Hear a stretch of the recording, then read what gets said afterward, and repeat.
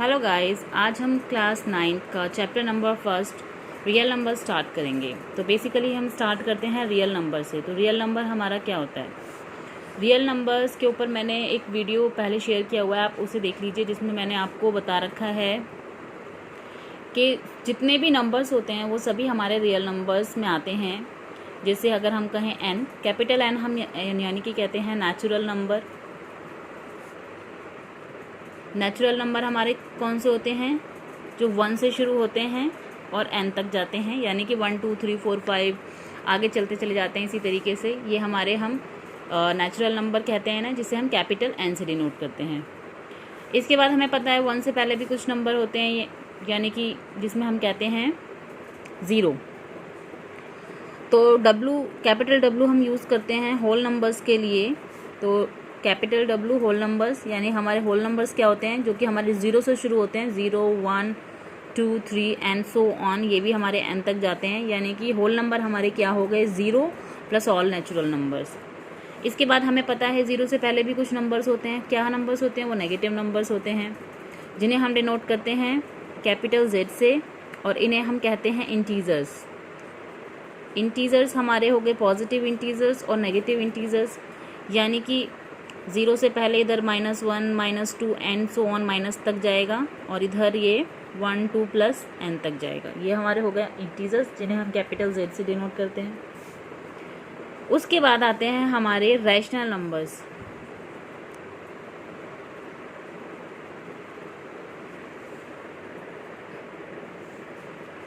तो rational numbers, अब ये यहाँ से हमें पढ़ना है 9th के अंदर। रैशनल नंबर्स हमारे क्या होते हैं, जिसे हम डिनोट करते हैं Q से। तो सबसे पहले अच्छे से इसको समझेंगे कि रैशनल नंबर्स वो नंबर्स होते हैं जिन्हें हम P/Q की फॉर्म में लिख सकते हैं। अब ये क्या चीज़ है? यानी कि हम किसी भी नंबर को, जैसे 2/3 4/5, ये सब हमारे क्या हो जाएंगे? Rational numbers. फ्रैक्शन में आ रहे हैं, हम देख रहे हैं। जैसे 2/3 अगर मैं इस नंबर को देखूंगी तो नेचुरल नंबर नहीं है, होल नंबर भी नहीं है, इंटीजर भी नहीं है, बट येस वो रैशनल नंबर है। लेकिन इसके ऊपर जितने भी नंबर्स हैं, अगर मैं इन्हें देखूँ -1 +1 और 1, तो ये सब क्या रैशनल नंबर्स हैं? हाँ, ये सब रैशनल नंबर्स हैं, क्योंकि रैशनल नंबर्स हमारे पॉजिटिव भी होते हैं और नेगेटिव भी होते हैं। तो 2 भी मेरा रैशनल नंबर है। एक बहुत इंपॉर्टेंट क्वेश्चन आता है क्लास 9th में, क्वेश्चन नंबर 1 है एक्सरसाइज 1.1 का। उसमें पूछा गया है आपसे ज़ीरो क्या है? क्या 0 एक रैशनल नंबर है? तो आप कहेंगे yes, 0 is a rational number. 0 rational number क्यों है? अगर हम 0 को देखेंगे तो 0 के फ्रैक्शन में नीचे क्या है डिनोमिनेटर में? That is 1। तो इसमें ये हमारा P हुआ है, और P है, ये Q है। और रैशनल नंबर्स की कंडीशन हमारी ये होती है कि हम उसे P/Q की फॉर्म में लिख सकते हैं, बट एक इसमें बट है, Q can not be 0। Q यानी डिनोमिनेटर आपका 0 नहीं हो सकता। P आपका कुछ भी हो सकता है, 0 भी हो सकता है। तो यहाँ पर हमारा Q 1 है, तो इसीलिए यह एक रैशनल नंबर है। तो रैशनल नंबर्स क्लियर हो गया होगा। इसके बाद आता है इर्रेशनल नंबर्स। इर्रेशनल नंबर्स वो नंबर्स होते हैं जो रैशनल नहीं है। मैंने अभी आपको बताया सारे नंबर्स क्या हैं? रियल नंबर्स हैं, और रियल नंबर्स को हम डिनोट करते हैं कैपिटल R से। तो इर्रेशनल नंबर हमारा ये हो गया, यानी कि रियल नंबर में से अगर मैं रैशनल नंबर्स को माइनस कर दूं। रैशनल नंबर्स यानी कि रैशनल नंबर्स में हमारे इंटीजर्स भी आते हैं, होल नंबर भी आते हैं, नेचुरल नंबर भी आते हैं। ये सब रैशनल नंबर्स के अंदर आते हैं। अगर मैं ये सारे नंबर्स माइनस कर दूं तो हमारे पास बचेगा इर्रेशनल नंबर्स।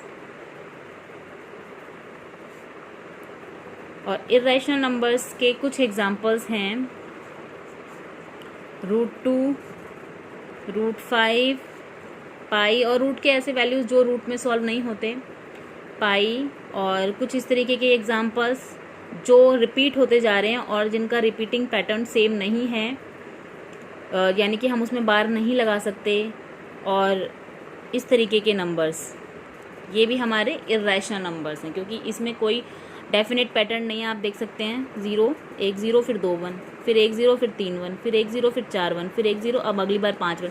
तो ये जो है आप देख सकते हैं इसके अंदर एक अलग तरीके का पैटर्न है जो बढ़ता जा रहा है, और आप इसमें बार नहीं यूज़ कर सकते। अगर आप इसमें बार यूज़ कर सकते थे तो फिर ये रैशनल नंबर होता।